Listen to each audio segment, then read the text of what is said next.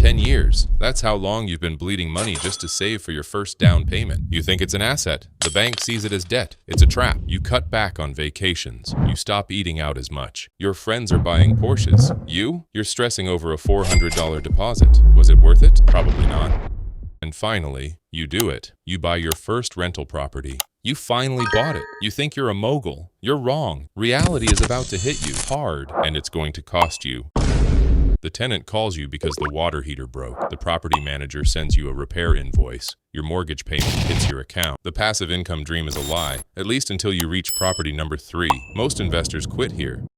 Then you push through, you save again, you stretch your finances again, you buy property number 2, and weirdly, instead of feeling easier, it feels even harder. More debt, more responsibility, more anxiety. And at this point, a lot of investors start asking themselves the same question. Did I make a mistake? Because the numbers don't feel life-changing yet. The stress is real, the margins feel tight, and scaling feels almost impossible. But here's the thing, this exact stage is where almost every successful real estate investor nearly quits. And ironically, it's also the exact moment when everything is about to change, because property number 3 is where the math, psychology, and momentum of real estate investing finally start working in your favor. I'm Jones. I've analyzed thousands of properties to find the exact point where investors win or go broke. Most get stuck at property 2. I'm here to show you how to hit property 3. The math never lies. I'll show you why.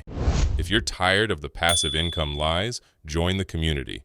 Now, let's get back to the math. We're going to break down something that almost nobody talks about honestly. Why the first 2 properties are brutally difficult, but the third one is where wealth actually starts accelerating. We'll talk about the financial math, the psychology of leverage and fear, and the hidden momentum most investors completely miss. And trust me, by the end of this video, the way you look at your early real estate portfolio might change completely. The hidden struggle of property. Number 1, here's the thing. Buying your first rental property is not just a financial challenge. It's a psychological earthquake, because for most people, it's the largest purchase they've ever made. According to data from the Federal Reserve, the median American household net worth is about $192,000, and yet the average investment property might cost $250,000 to $400,000 or more, which means when you buy your first property, you're suddenly responsible for more debt than your entire net worth. That's terrifying, even if the numbers technically work. And this is where a lot of YouTube real estate advice becomes dangerously misleading, because everyone talks about cash flow, but nobody talks about the mental pressure of leverage. Now, you might be thinking, but Joan, isn't debt how real estate investors get rich? Yes, but here's what most people don't realize. Debt only feels comfortable after you've experienced it working. The first time you take on a $200,000 or $300,000 loan for a rental property, your brain treats it like danger, and that's because biologically speaking, your brain evolved to avoid risk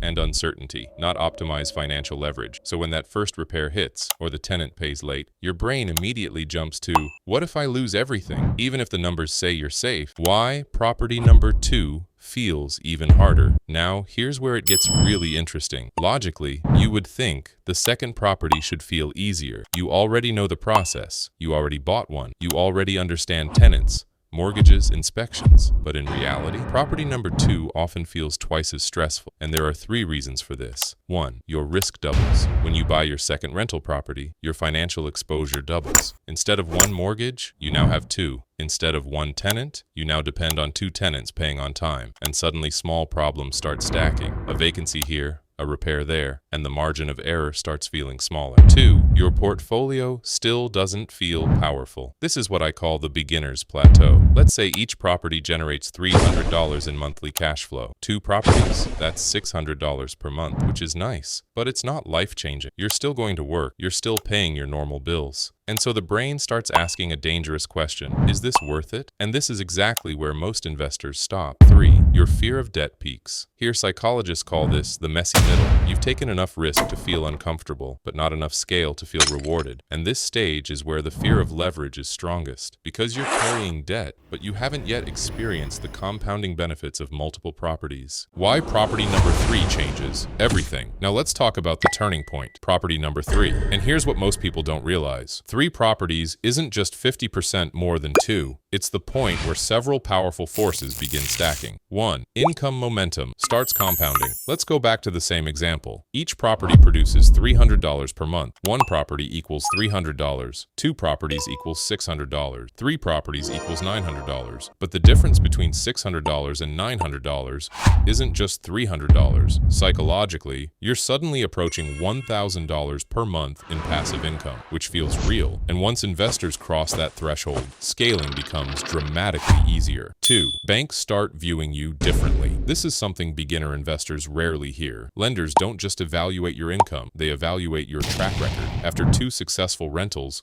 many banks see you as a repeat investor instead of a beginner, and that can open doors to better financing, portfolio loans, higher loan limits. In other words, your third property often becomes easier to finance than your first. 3. Systems begin replacing stress. When you own 1 property, everything feels manual. You worry about every repair, every tenant, every expense. But by the time investors reach 3 properties, they usually start building systems, property managers, maintenance contacts, automated rent collection, and suddenly real estate starts feeling like a business instead of a side project. The snowball effect of real estate. Look, real estate investing works a lot like pushing a giant boulder up a hill. The first few pushes feel impossible. You're sweating, you're exhausted, you're wondering if the boulder will roll back down. But once the boulder reaches the top, gravity starts working with you instead of against you. And in real estate, that top of the hill often happens around property 3 to 5, because that's when equity starts compounding, rents increase, mortgages get paid down, appreciation multiplies your net worth. According to historical housing data from the Case-Shiller Home Price Index, U.S. residential real estate has appreciated roughly 3 to 5% annually on average over the past century. Now that may not sound exciting, but with leverage, it becomes incredibly powerful. A $300,000 property appreciating 4% per year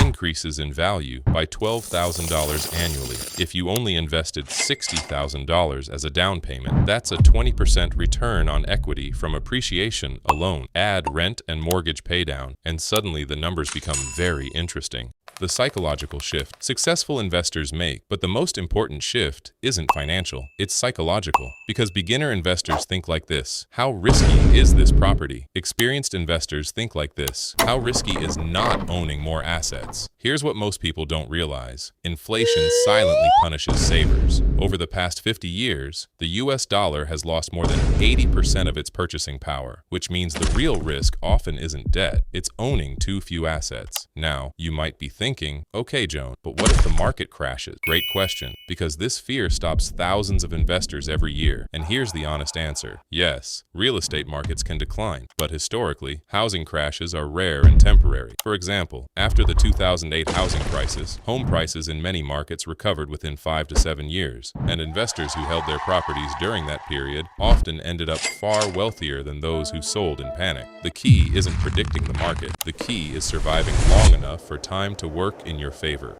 The 5-step strategy to reach property number 3 faster. So how do you actually break through this difficult stage? Here are 5 practical strategies. 1. Focus on cash flow first. Appreciation is great, but cash flow keeps you in the game. Even $200 to $300 per property can make a huge difference over time. 2. Avoid lifestyle inflation. This is where many investors fail. They increase spending instead of buying assets. Every raise becomes a bigger car instead of another property. 3. Reinvest your rental profits. Don't treat rental income as spending money. Treat it as fuel for the next acquisition. 4. Use forced appreciation. Look for properties where you can increase value by renovations, better management, increasing rents. This allows investors to recycle capital faster. 5. Think in 10-year cycles. Real estate rewards patience. The biggest gains often appear after several years of ownership, not immediately. The story most investors never hear. Let me tell you a quick story. A friend of mine bought his first rental property in 2014. He felt exactly like most beginner investors do. Nervous, overwhelmed, unsure if it was worth it. It took him 2 years to buy property number 2, another 2 years to buy property number 3. But once he reached that point, everything accelerated because rents increased, equity grew, and he started using refinances to fund new purchases. Today he owns 14 rental properties. And the funny thing is, he still says the first 2 were the hardest by far. Final thoughts. Look, building a real estate portfolio isn't glamorous. It doesn't happen overnight, and the early stages can feel frustrating. But here's what most people completely underestimate: momentum. The difference between 2 properties and 5 properties is